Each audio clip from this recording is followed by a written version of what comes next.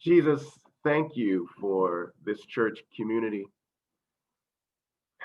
and thank you for making this a space where each of us have been able to find strength and encouragement and friendship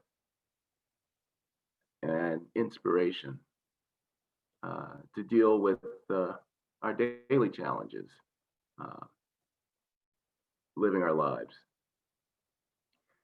We ask, Lord, that please bind our hearts and our minds together for this opportunity and this meeting.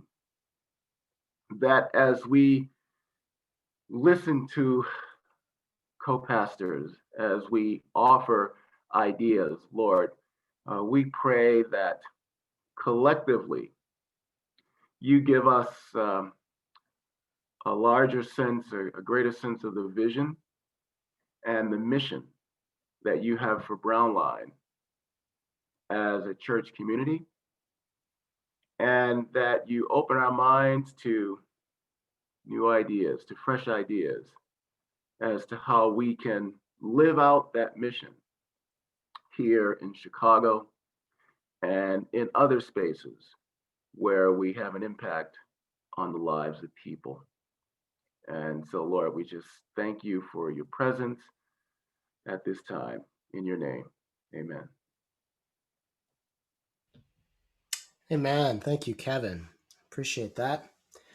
All right. Well, glad you all are here. Thank you, everybody, for joining us. I'll have you know, just looking at the number of participants I see in Zoom, we have already met what is officially quorum for what we have. So we don't have to do an annual meeting again. It's just kind of a funny thing about when you're a nonprofit organization, you have to have a meeting of your stakeholders and if or your members. And if you don't meet quorum, you have to do it again because it wasn't official. But ladies and gentlemen, we are official. So congratulations, everybody. So our annual meeting is a chance, as we mentioned, for updates and for Q&A about the business side of being a church. So to be as organized as possible, what we're going to do here is we're going to give you all our updates and do all questions and feedback and that sort of thing, and then back and forth at the end, just so we can try to be as organized as possible. So if you have questions as we go along, or if you comment as we go along, write it down and you can ask it at the end, or feel free to drop it in the chat as Abby, who's moderating today, will be collecting those so that we don't miss anything at the end. So you can use the chat feature in Zoom as your kind of notepad if you need to. All right, our agenda, what we're going to do here is first, we're going to just give a general health update on the church. Then we're going to hear about the finances, the financial state of our church. Then we are going to talk about planning around the pandemic, just kind of an update on what's going on in that world. We will kick off our neighboring fund for 2021, which is how our church gives beyond itself. So we'll mention that when we get there. And then we'll have a time for everyone to get the chance to fill out a stakeholder declaration form. If this is your first time at one of our annual meetings, don't worry, we'll explain what that means when we get there. And then last, we'll have Q&A and feedback and comments and all that. And we hope that that fills up most of the time today. So, all right. A general health update. We are, as a church, currently averaging 55 adults per Sunday. And one of the most fun new pieces of that has been the half dozen to a dozen people beyond Chicago each week, depending on the week. It's somewhere in there. Who are joining us every week beyond Chicago, and that's really fun. Those have been connections through friends of people who go to Brownline, or through word of mouth connections. So that has been absolutely the most fun part. 55 adults a Sunday is a significant increase from last year, so that's 15% higher attendance than we had last year. That's encouraging because in general, the number of newcomers we've brought in, which is the second number you see on the slide here, has gone down significantly. That is totally understandable given what's going on right now. it's really hard to try new things or try a new community when you don't know anyone if everything is virtual. And so certainly that holds true for all those who have connected from afar. When everything's virtual, they've known someone, though, at least somebody as they've connected. And hats off to all those who are local in Chicago who have connected during this time, having not known somebody ahead of time. I mean, we hope that this has been a really positive experience, but we know that there's limitations to that. And so as we can see that in our numbers, that there's just a real limitation to connecting with new people during the pandemic. So what that means, according to our attendance, is that we're seeing more of the people that make up our full community every week, and that's really cool. Like, it gives us a real sense of, hey, we're all in this together. It also makes sense as, right, like we don't really have to roll out of bed to join church, right? Like, we can just log on our phone if we want to. So part of that makes a little bit of sense. But we should say that although it's an unavoidable result of the pandemic, these lower newcomer numbers, this is a reality that we will face as a challenge as a community over the next year or so. So a church in an urban place like ours, where people move all the time, you usually feel the impact of how many newcomers are connecting with the church about 6 months after you have those numbers, or a year after you have those numbers, somewhere in that window, because that's when most people, 6 months to a year after connecting with the community, start to feel like they really feel at home. They start to invest here. They've met some people. They've made some decent friendships, and they're like, oh yeah, this is somewhere I want to be a part of. Maybe there's a need for them to step into vacated volunteer or leadership roles because others have moved away, or others who have been filling those roles are like in a different season of life, and so they've had to lay down responsibilities. So basically, if 6 months ago or a year ago you didn't have very many newcomers, there are less people to step into vacated roles. There are less people injecting their stories into the church to kind of keep the life up. There's less people keeping the community feeling vibrant and not insular because we don't have new stories attaching themselves to us, or basically you feel that at a lag of about 6 months to a year ago. So given that we are now, as a world, about we're in that window now of 6 months to a year past when the pandemic started, past when our newcomer numbers started to drop. That means that we're sort of in that window now where we're going to feel the effects of having not had as many new people attaching. And so there's a real threat to, could our church start to feel stale or insular because we're not attaching new stories here. We're not meeting new people. We're not bringing people into our circles. We're starting to kind of like close up, or there's that inertia that a community feels because we know everybody so well, and it's such a threat to bring new people in. That can be scary, and that can be a challenge. And it becomes more of a threat and more of a challenge for us right now because we're connecting with less new people. So that's a reality. And given the fact that the pandemic's not over yet, that window is still rolling. So we have to be mindful of that. But another healthy sign, this is that we see right here for our general health of our church, is that we have seen nearly a dozen new short-term or ongoing small group gatherings happen since the pandemic started. This is super encouraging. We have not seen less small groups since the pandemic started. We've seen more small groups. And this is, again, the biggest way that most people connect and experience God and feel supported by community is through like smaller units of people in our community getting together, groups of 4 to 6 or groups of 8 to 12, things like that. And so we are clearly effectively providing that for many during the pandemic, and that's really encouraging. Another encouraging note is that we continue to demonstrate we are a really viable spiritual community for people who don't feel at home in most religious settings. This is a huge part of our vision. It's something that we say out loud every Sunday when we're together, just kind of remind us, why do we exist? What's our corner of the kingdom of God here? And the way we measure how we're doing on this front is a number called non-transfer. And what that means is we keep tabs on how many people who are active in our community were not attending another church regularly before joining in with us. So that just means they didn't transfer. They are non-transfer. That number currently is 35%. As I looked at the data that we have this week, we don't have everything. But again, most churches in America report like 5% on this. So that's a pretty clear indication that we continue to be really healthy on that regard. And then last, one of the really, really healthy things, signs that has come out of 2020 for us, like where we are right now, I think this is the most healthy thing that we should point to, is the way that we have weathered the effect of the pandemic on us and actually found a way for it to springboard us into new vision. So if you were with us in September, you may remember that we spent that whole month in all church discussions talking about the fact that our plans for 2020 have changed. We began this year as a community super energized in exciting conversations about our values, particularly our desire to be more explicit about inclusion of the LGBTQ community. We voted unanimously to leave our affiliation with Vineyard Churches as a way to pursue those values more freely. And we were all slated to reintroduce ourselves to our neighbors on Easter Sunday 2020, and then the pandemic happened, and so everything has changed since then. So in September, we had been in pandemic life for many months, and we felt like it was time for us to, we'd been in this, we want to talk about what is our new reality? Can we come up with a new dream? What is God saying to us? And it was just incredible. The 5-year vision is what came out of that, those discussions, and we're so excited about it. So we've got it back up here for you, and we're just going to renew it really quickly, because I really think that this is this has been made sharper, our excitement about what our church is about, by going through COVID-19 together and the pandemic, and what developed out of those all church discussions in September. I think we should feel really proud of and excited about.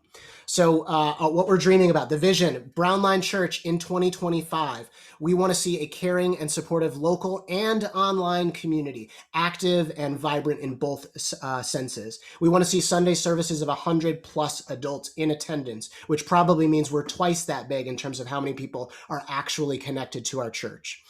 We want to have a woman or a person of color or both on pastoral staff within 5 years. We want to have diverse voices on Sundays every month.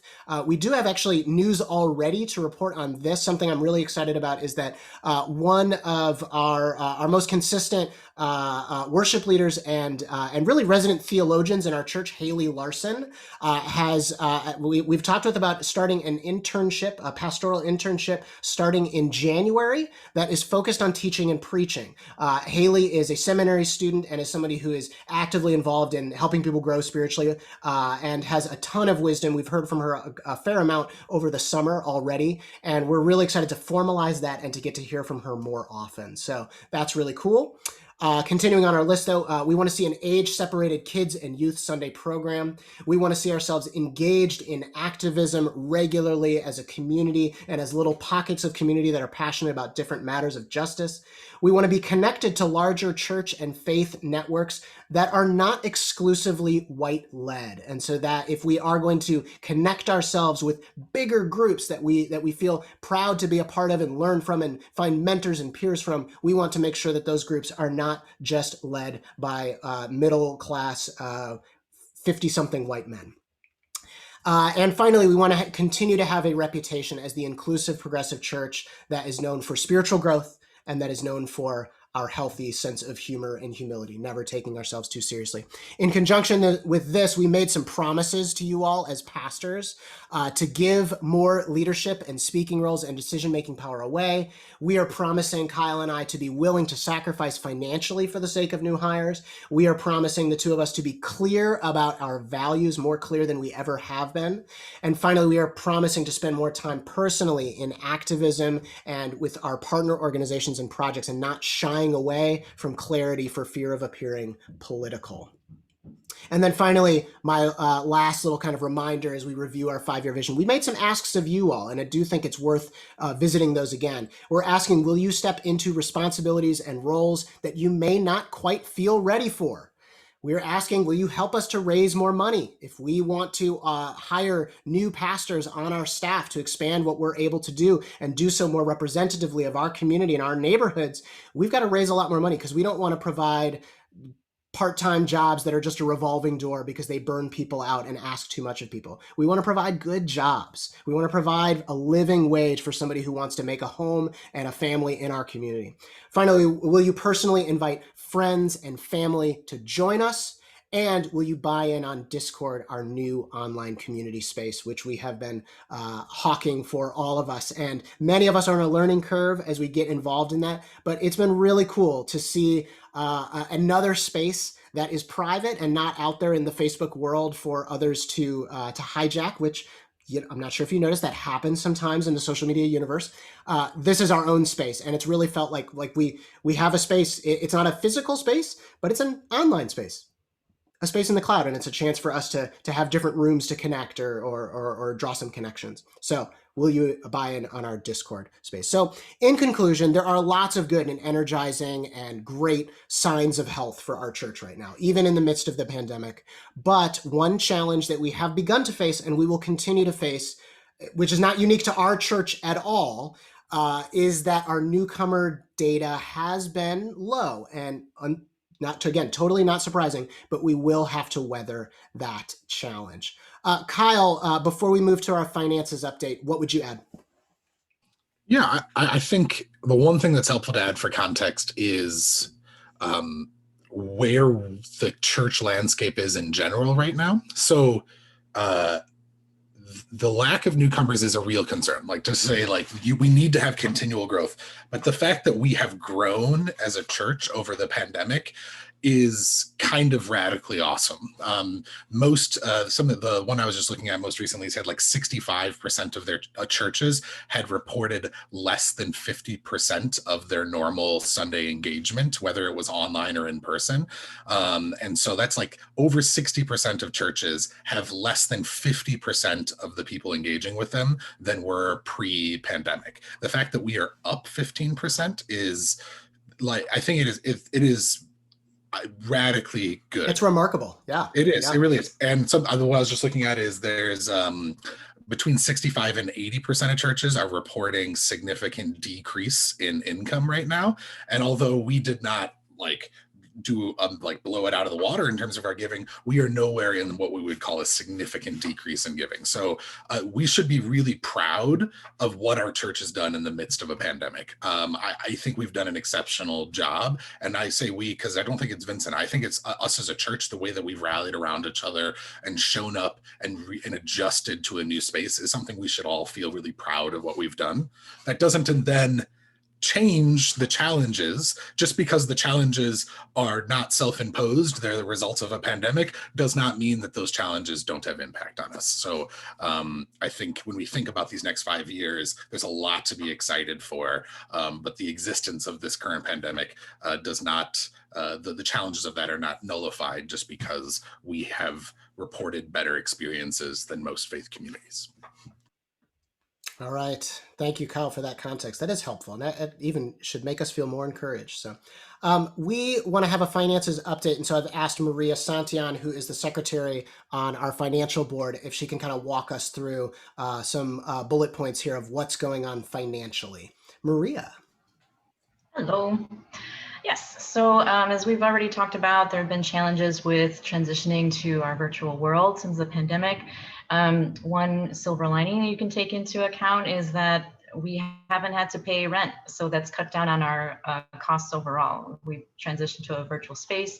We've had costs for other things, and likely about equipment and trying to keep the Zoom space and that sort of thing. But a significant portion of rent has really helped us out. And we've talked about churches, but other donation-run organizations are also impacted by the pandemic and a shortage of donations, as people are trying to make sure that they are able to pay their own rent, pay their own bills, and things like that. So we're not in a unfamiliar, area. Other organizations are hit and hit just as hard.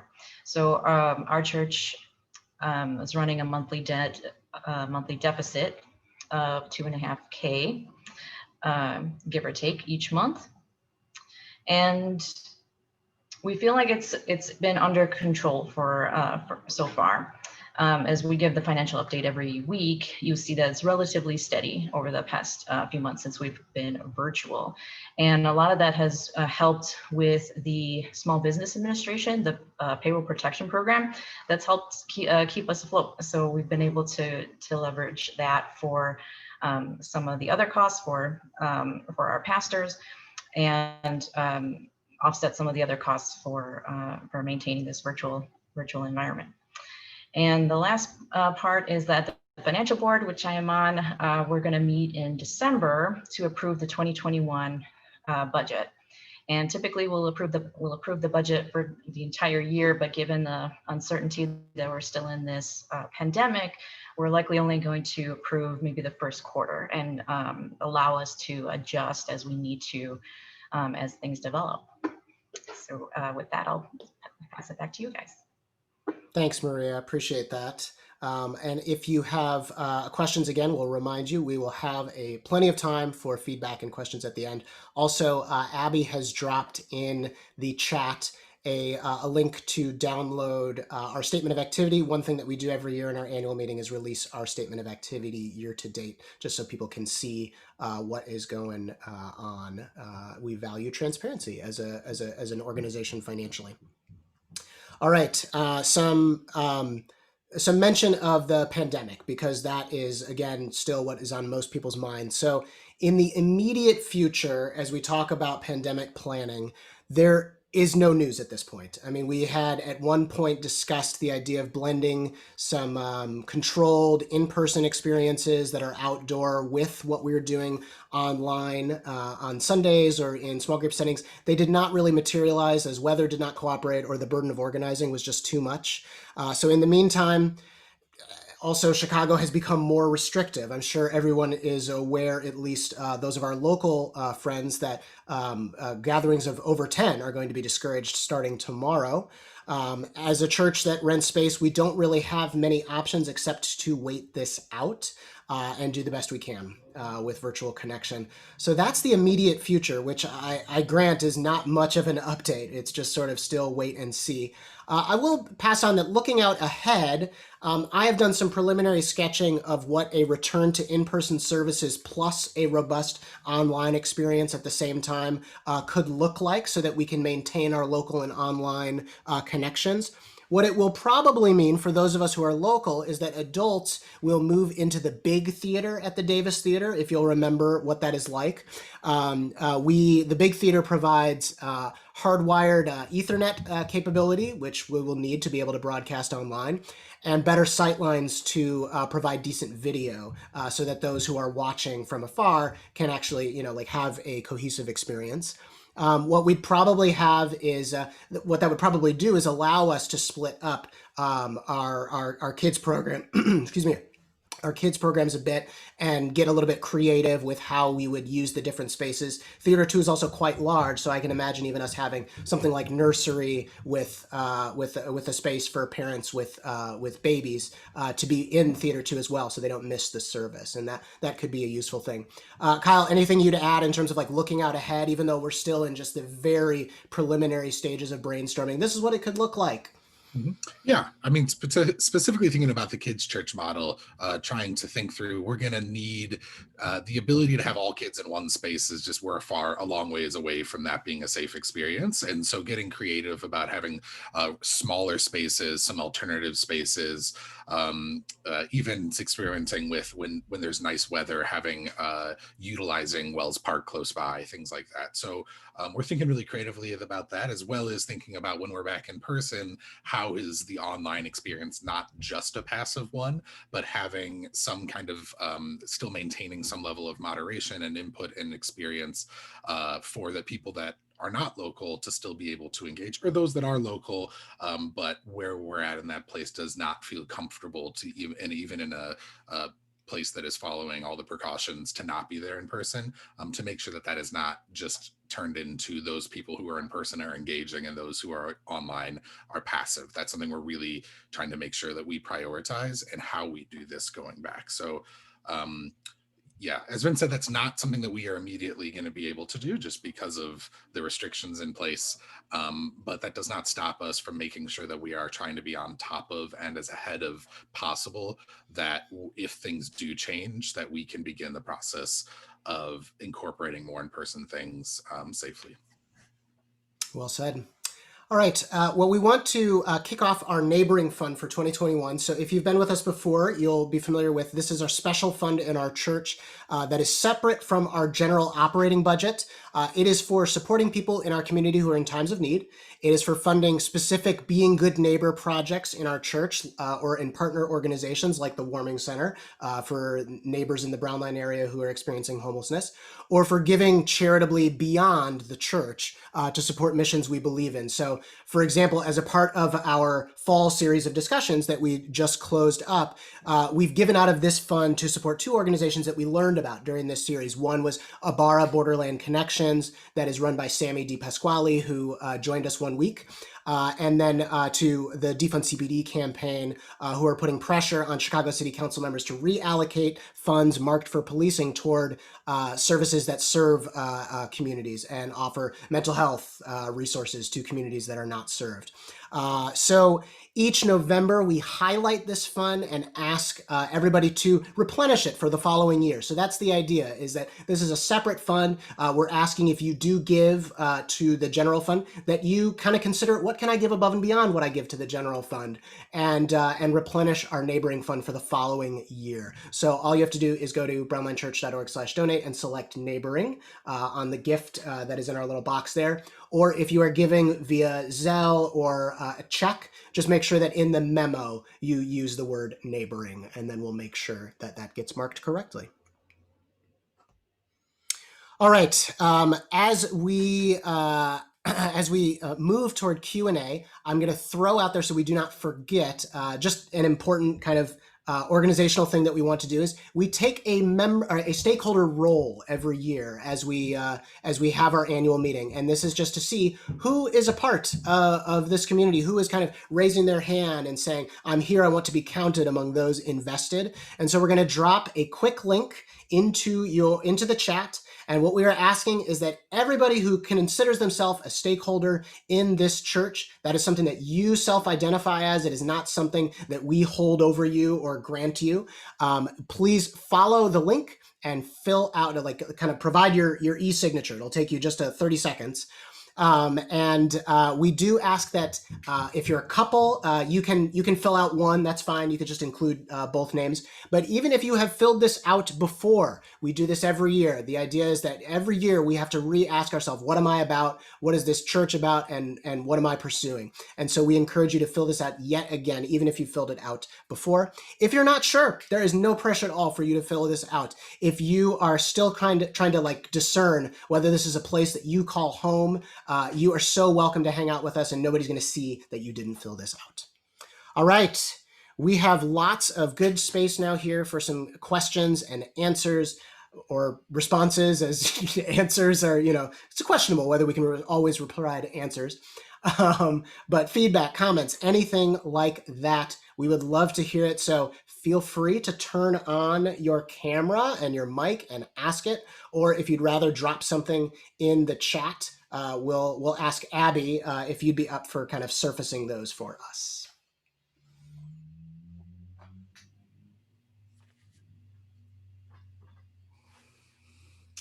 Awesome. Yeah, if anybody hasn't, feel free to unmute yourself. There is one question in the chat that we can start with. Go for it, Kyle. Yeah. Abby, can you read off what is the question in the chat? Yes. So the question the Moduenos ask is, how tied is our church to the Davis Theater, rather than like a school or a community center, or another type of building that would make different activities more possible? And so some of the examples given are like a community meal or discussion tables, or things that might be better suited for kids' church. And so just, asking, are we tied to the Davis Theater? If so, why? Why are there other options? Great question. I think my answer is that we are and we aren't. Like we are because they've been a great partner to us and a great home for us. A lot of, honestly, just being the church that meets at the Davis has been a huge branding boon for us, just like people know what that is if you're local in the church. And at the same time, it doesn't do everything for us, and it does have its limitations, and we're aware of that. And so yeah, that is absolutely something that, especially the fact that we've gone through a pandemic and we're not meeting in an actual space, like bringing that question up and sort of re-asking and thinking, is this up for debate? Absolutely, I can totally see it as up for debate. Yeah, as the process we went to finding the Davis was a long and tedious one to find a good space. However, I think the landscape of what is available and what is what when the world returns to itself might be very different. So yeah, we are not, it is not the Davis or else. The truth is, we like the Davis, we like what's going on there. But if other options became available and they seemed like a better fit for our needs, by all means, we wouldn't say no to that.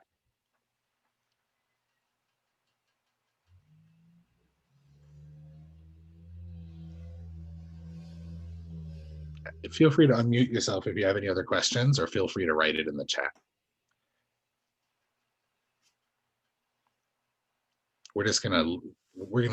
Both Vince and I are very comfortable with awkward pauses. So I love awkward pauses. Neither one of us are thrown off by waiting silently. Kyle and I are actually over Zoom. We're just going to stare into each other's eyes here while everyone else is. That's how we spend the first 20 minutes of our yeah, silent. Obviously. Oh, we have another question.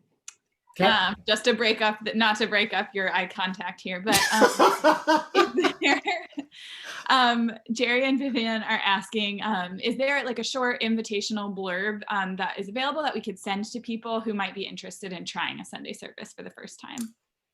Awesome question.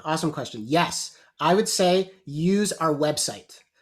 There are like paragraphs that have been carefully crafted by us, and there are like quick sentences. There's like every version of length, like there's longer things, there's shorter things, there's medium length things. And so I would just kind of peruse our website and kind of imagine, what can I see myself saying? Maybe read this and then put it in my own words. And I would say that's what to use to just talk about our church.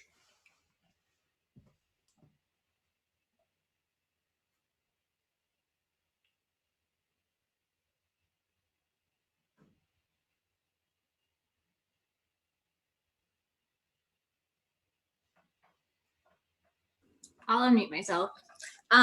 Yes, Hope, please. I have another question.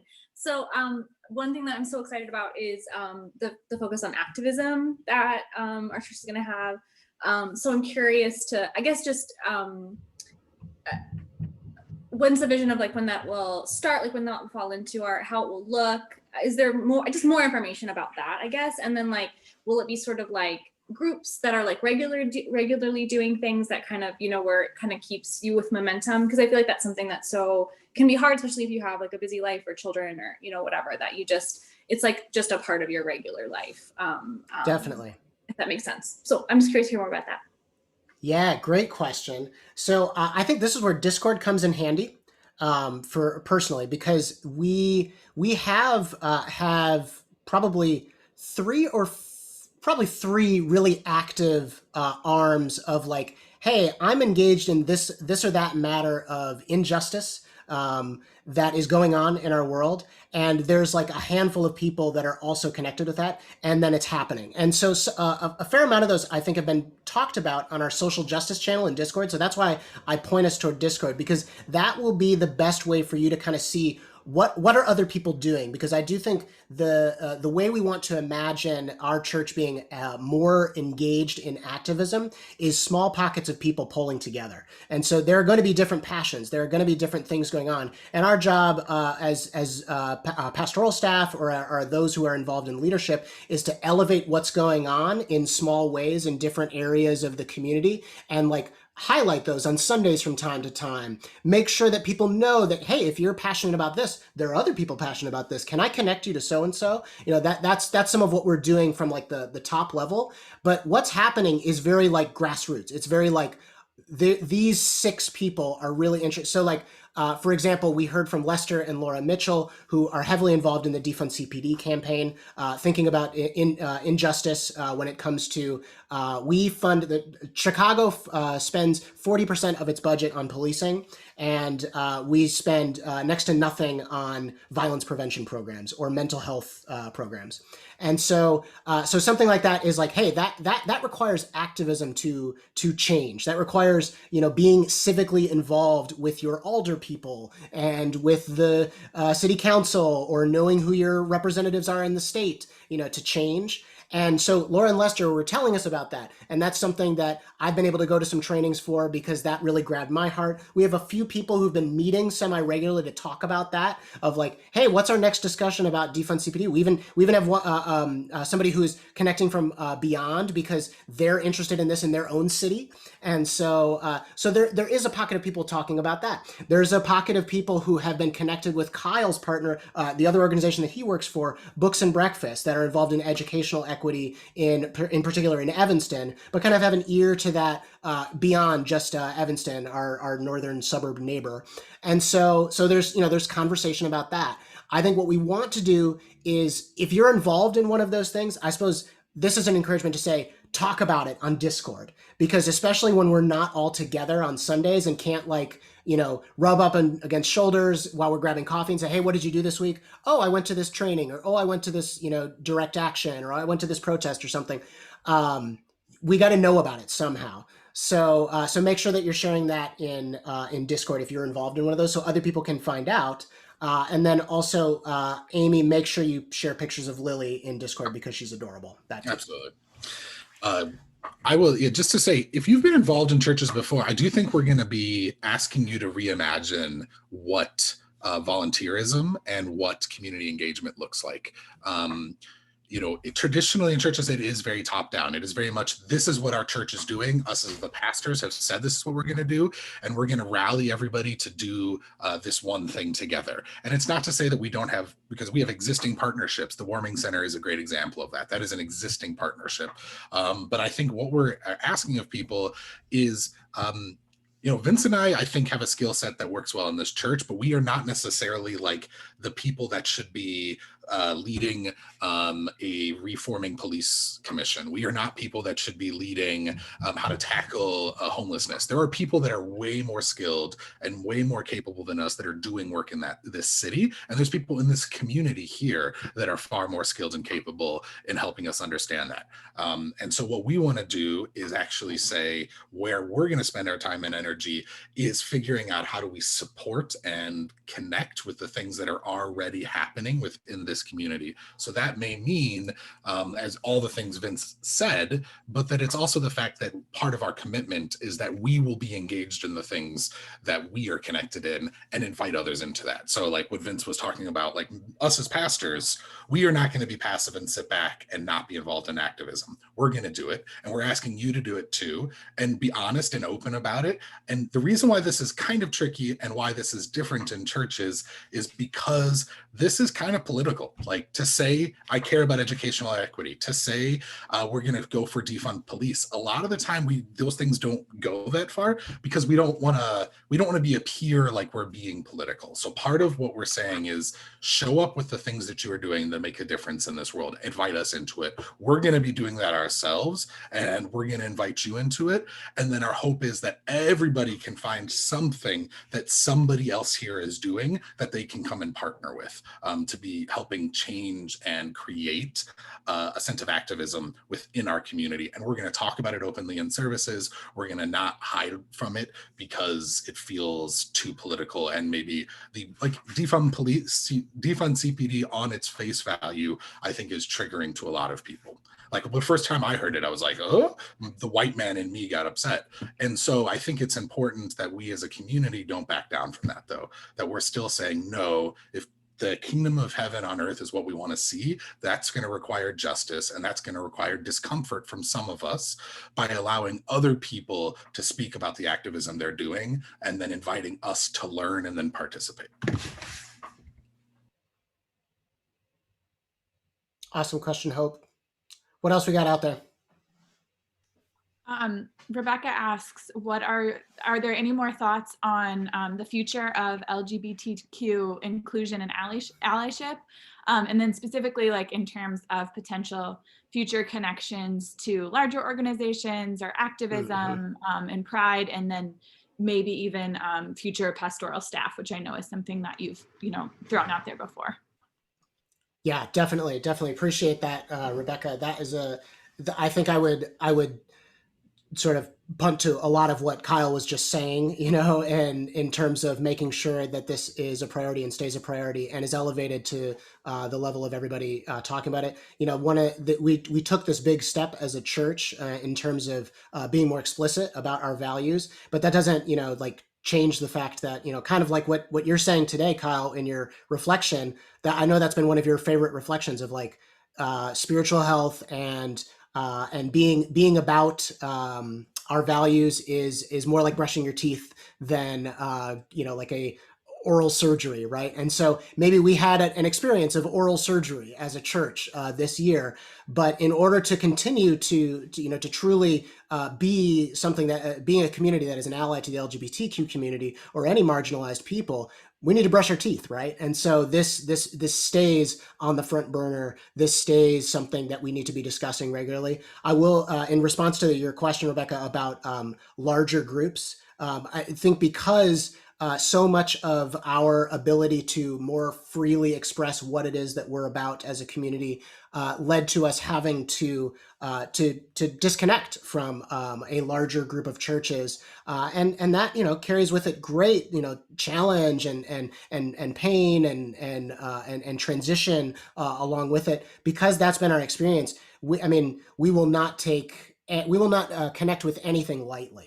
This is going to be, in particular, a really important value that we need to have space to live out fully and freely without looking over our shoulder before we are connected with any larger group.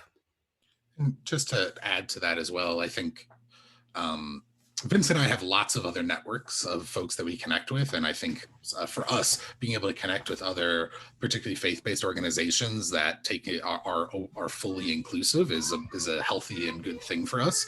And a lot of what we think about in the future are essentially, when we think about larger networks, we're not just talking about activism. We're not just talking about the ongoing service and volunteerism we're doing. We're talking about like partnerships. What I largely think about are what are the events, the conferences, the retreats that I feel like I would want to send BLC people to. And I think for us, that's something that we are going to have an eye out for and trying to think about what that looks like. But also trying to think about, are there certain kind of segments of LGBTQ inclusion advocacy within the Christian world?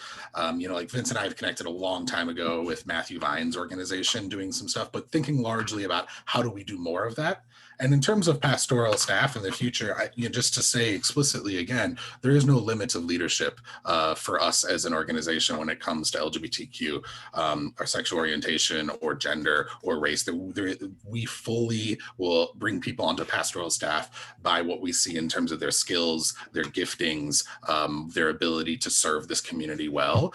And so absolutely, as we think about how to serve this community well, as a community, we hopefully grow and have a larger number of folks that are here that identify with the queer community. I think that thinking long-term about how do we pastor that well likely will mean that we have to think about having people in pastoral positions that can more closely identify with that. I think that's part of our large-term growth plan, is making sure that we are moving further and further away from a church that's being pastored by two white guys and more towards a church that have pastors and leaders that are able to speak and live out the identities and realities of the larger experience of BLC. Yeah, just to continue on that beat for a second, another project that's happening in the background right now is on the topic of representation and equity in our leadership structure. And so we recognize, one of the biggest things that we have to do is a paid pastoral staff position that is not a white man. But that's not the only thing that matters. And there are levels of leadership and levels of like how much is your voice sort of flagged and highlighted and pointed to and brought to the table and said, we need to hear more from this person that has nothing to do with who's paid and who actually works for the church. And so another thing that's going on that I've spoken with a few people in the church about, and it's getting off the ground, and I expect it will be off the ground by the end of next year, is a team of people that will run parallel to our financial board. So our financial board is tasked with the business side of running our church. And what we would like to do is have a parallel team that it doesn't have a name yet, but maybe it's our priorities board. And it would be to the priorities of our church, to the content that we talk about, to the activity that we spend time on and decide to say, this is our focus right here. This is what we're going to talk about on Sunday. This is what we're going to make sure that we're activating people toward in the summer, because, like there's only so much that we can talk about. And we want to make sure it's this. This group of people is going to be to that, what the financial board is to the business decisions about our church, our priorities board. And what we have in mind for this priorities board is representation and equity. What this is about is making sure that we have a team of people who would not have the loudest voice if we all just kind of sat in one room and shouted. First off, we're not going to do that because that would be a super spreader event. But the idea is, if we did that, the people who would be heard most is white men, right? Like that's just the way that our society shakes down. And so we need to have an eye to representation when we think about who are the people we're giving leadership, who are the people we're saying your voice really, really matters. That's where representation and equity comes in. And so that's what's in mind for this priorities board. And some people have already been approached about this, and a few more will be approached soon. We do expect that this board will be formalized and the church will know about it by the end of 2021. Yeah, and I think this is an essential piece of making sure that we are not just relying on Vince and Kyle for the two of us to, we try to be as aware and own the blind spots of who we are as much as possible. But the truth is, we can't just say like, we're going to do a better job of it. We actually have to put people in positions of voice that over Vince and I to make sure that we're actually doing that. And so whereas in the past, I think the way things worked is Vince and I set the priorities, set the things that we were going to focus on in a church. And then we recruited the rest of the church to execute the things that we had decided should be the priorities. We kind of want to flip it around. We want to have a team of people that are incredibly diverse, incredibly representative of our full community, to tell Vince and I, we think that Jesus is leading us in this direction next year, with the hope that the diversity of those voices will drown out our own blind spots enough that then ask Vince and I, now you guys try to go make this happen. So it's putting where the voice and the authority comes in there, so that they are dictating and making sure that we are focusing on the right things, and then asking Vince and I to make it happen, rather than Vince and I setting the priorities of what's going to happen and then asking everybody else to make it happen. Of course, everything will be collaborative, but I think that this is going to be a first step in, I think, rightfully centralizing or decentralizing what voices have the greatest say in our community. All right, I want to honor time right now. It is 11:30 Central, so if that's all we generally take as a team. So as I will flag one more time, our stakeholder form. If you consider yourself a stakeholder, please fill that out. Everybody fill it out, even if you filled it out before. We want you to be counted among our official stakeholder roll for 2021. We'll mention our neighboring fund. We will keep talking about it here in November, because that's what we want to say. We're going to replenish this for next year. But at this time, if you got to go, totally understand. But if you have another question, please stick around. We want to make sure that we answer all questions. But to everyone else, we love you. You're great. We'll see you soon. Yep. And to Sean's question, absolutely. We had a, what do you call it? Roller ball. What was the skee ball? I just saw the question. Yes. Yeah. We used to have a skee ball league that we would play, but yes, absolutely. We want to be back in person where we are hanging out and having fun together once that is appropriate. Amen to that. Good way to get to know everybody, That's right. Can I throw in a commercial for Maria Santian's cooking group? It's another, just like chill, people getting to know each other. It's awesome. Find it on Discord. What up? Okay. All right. We will stick around if anybody else has more questions. Let's say for another 10 minutes here. We'll stick around till 11:45. Like do dance moves in the stroke. In here. The Bears don't play till Monday this week, so we have extra time.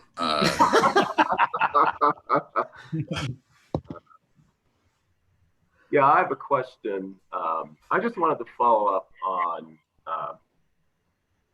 the plan to get Haley involved. Yes. Which I love. I think it's fantastic. And if you could, I understand, is that going to be like, do you see that as a recurring speaker's role for her, say maybe once a month or something like that, or what does that look Yes, like? that's right. That's right. Yeah. So I don't know if Haley is here. Haley is, her job is that she sometimes has to do church visits with students that she's in charge of. So I don't know if Haley is here. If she's here, she can jump in. Just interrupt me, Haley, if you're here. But we still haven't sketched out exactly what that will look like. But in the new year, as a part of Haley's seminary program, she is going to be a pastoral intern with Brownline Church, and the focus of it, there will be a few things that she'll be involved in, but the focus of it will be teaching and preaching. And so the idea is that she is going to be a part of crafting, planning, and bringing our talks on Sunday. So in discussion settings, like if we have discussions planned for our Sundays during that time, she'll be either involved in bringing the content or in she is somebody who feels really comfortable interviewing others, so she may play the role that I usually play on Sundays. She'll also be somebody who is regularly giving some of our mini sermons in these times when we have different Sunday rundowns. And yeah, that is for a TBD stretch of time, but we're really excited that starting in January, we'll get to hear from Haley. And in response to your question, yes, at least once a month, Kevin. Yeah. And to bring you behind the curtain a little bit, I think a lot of what Vince and I are hoping to do is have less Sundays, hopefully no Sundays, where the primary voices that are speaking are Vince and I, having more spaces where there's one of us are speaking in context with somebody else, but less Sundays where again, as intentional as Vince and I are about it, we still carry the blind spots of two white guys, and we try to overcome it, but it finds a way through, as privilege often does.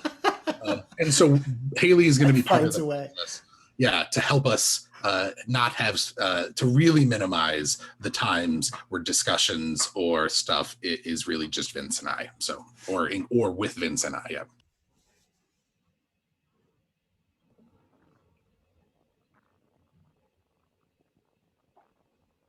These are awesome questions.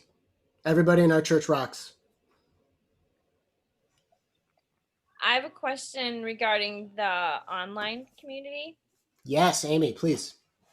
Do we know what that looks like? And then those of us who are part of the online community, is there anything that we can do to help facilitate that or just help that in any way? Such a great question. I do think that as we move toward, I'm correct me if I'm wrong. I'm presuming you're meaning like as we move back toward like once there's in-person stuff. Yeah. Okay. Cool. So I think that I love your second question, because I do think we're going to be setting precedents constantly. Like once we start that, and so the more that I think those of us who are connecting from afar. I think that it will be a high priority of mine personally as we move toward that, to be in constant discussion with you guys of just saying like, we're starting something new.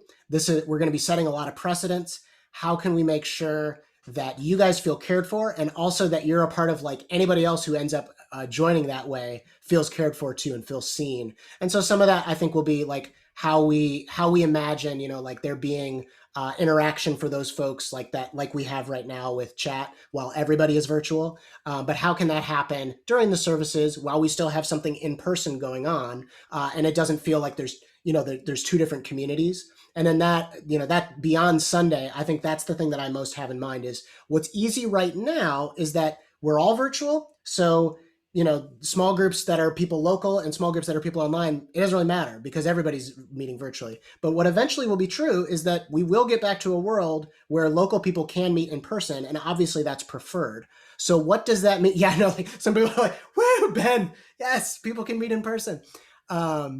but what will we do to make sure that there is still viable connection for those who are connecting online? How can we make sure that, those who have been in blended groups, some people from Chicago, some people not in Chicago, are still able to meet? Is it best for them, even though they have the option, to just meet online, because then it maintains the integrity of that group? We'll have to see. The other thing that I talked to somebody this week about that I hadn't thought of, but I think will be a useful thing to think about, is pods of people in the different places that people are connecting from afar.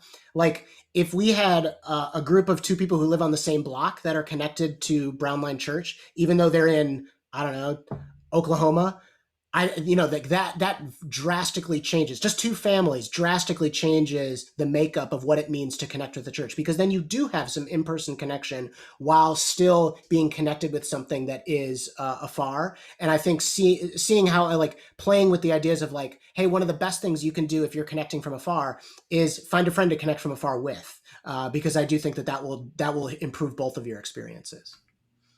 I'd have 2 asks.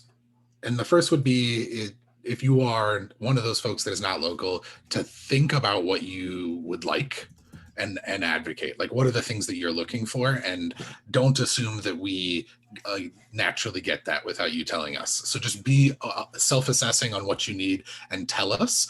And then the second thing would be lots of feedback as we start trying it. Maybe we realize, oh yeah, we'll just connect all the non-local people together in a small group. And then maybe the feedback is, hey, we feel disconnected from the church, or this is great. Keep telling us. And I think the last thing is, I think a lot about a church that does, if we are not all local, what does it mean for us to do some more retreats? What does it mean for us to do some more things throughout the year that allows people to maybe travel for a weekend to be together. And so that even though we're all remote, it might be hard for our friends in Ireland, but just trying to think more creatively about how that works, and to be patient and honestly just giving us lots of feedback of that is not working for me or that is working for me would be our biggest ask. Hello, this is Laura. I have a question. Also, I'm very down for the idea of Camp Brownline. We all go canoeing and archery. I'm very interested in that idea. My question archery, yes. I love that is your case study as you talk about this. Sorry. Okay. For sure. No, always.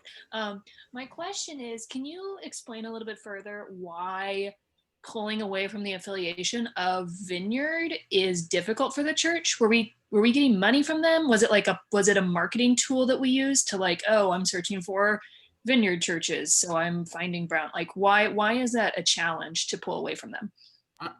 Relationships is the biggest reason.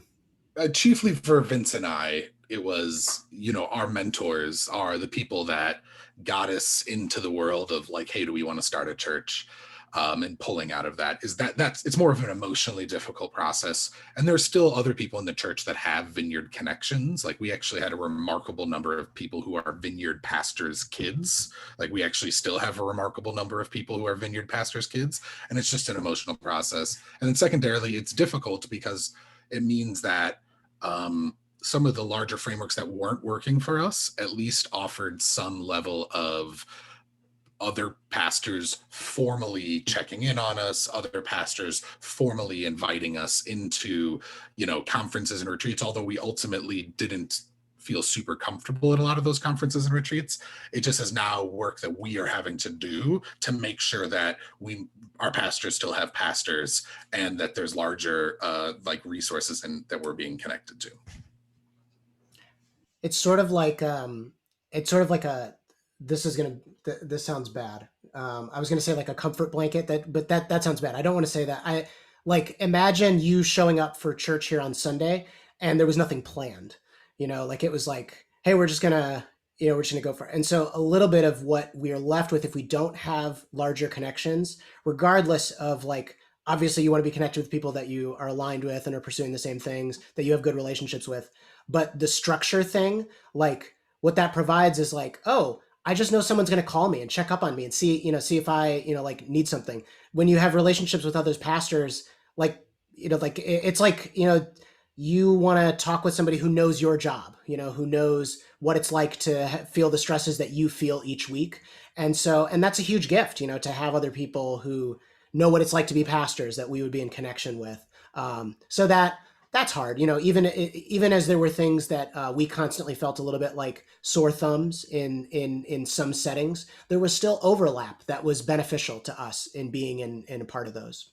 Gotcha. So this might be a tangent we can have later, but like just in my more nuanced understanding of church hierarchy, like, and this might be a crass relationship as well. It's like, is it like a franchise of like, you like open a Wendy's in your town and then like corporate checks in on you to like make sure you're selling the Wendy's? Is that kind of like what it is? If like, if you bring out to be Vineyard, is that how it works? I do think that a piece of that analogy does feel somewhat present in the Vineyard circles as we experienced it, which is one of the things that I think felt less useful to us, because those who would search, like Google search Vineyard Church, if they move to our area and then come to our church, they tended not necessarily to do great with us, because I do think like there are obviously heritages that we have taken from being a part of Vineyard and things that we love and that we'd never want to lose, but there are also marked differences. And I think that people would pick up on those differences. And so, yeah, so I think maybe we were, we weren't doing a Wendy's, we were doing a Burger King, and yeah, that's a funny analogy. It was a complex thing because in how it all plays out. I think I think maybe a better thought is it was more like being in a school system with like a superintendent and people that are involved, and each school kind of can choose how it wants to teach things. Each teacher's a little different, but there's like a core curriculum that they're kind of expecting you to teach. And if you divert from that core curriculum, the superintendent's going to get angry with you. So so I think a lot of it is just the emotional process of moving away from things that you were a part of. And I think the truth is our church is in a very different place right now. There was a lot of people that joined our church looking for a vineyard, but just maybe a smaller vineyard or a younger vineyard or a slightly, more progressive vineyard. And I think over time it became clear we probably weren't actually all that vineyard. And I would say the vast majority of people really looking for those churches, because the truth is, if you kind of just want a vineyard, there's actually a few like good vineyards around that you can go to. So if you really want, if you want those, you should go to those. Like if you want Wendy's, you shouldn't go to Burger King, you should just go to Wendy's. And so we can stop that analogy now. This is the best. I love this. Can we keep going with the fast food analogies? I do. Okay, so it is 11:45, so we're going to clean up. But I saw another great question that I just want to respond to really quick from Jerry and Vivian on worship and making space for more worship. This is something that has been rough, right? Because like it's a lot of work. I don't know if anyone's seen like, different things that have gone viral since the pandemic of like, musicians playing together over Zoom. I don't know if you know this, but that does not happen live because that requires a hell of amount of editing. And so like we've been stuck with just, solo things, or I'm grateful that Angela and Kezia live in the same house as me. So we can sometimes do 3-part harmonies, which is great. But it's a bummer, right? Like, and I think we're all longing for worship spaces where we can feel more free. I'm longing for I miss playing with other musicians. Like I really want to do that. Specifically there was a question about space to engage more in worship and in prayer in that way. I think Kezia and I have actively been thinking about this too. Like the other week, like we just decided to turn on Discord, and because we were going to just like end our Monday singing and praying and in our kitchen. And so we did that, and a few people joined in. So, watch Discord. That's another reason I'll point us toward there, is that's a useful space for us to do this right now while everything's virtual. Is, hey, we'll just turn on our microphone and play for a little while. And if you want to be in that space with us, we'd love it. So, all right. Abby, thank you for surfacing everything for us.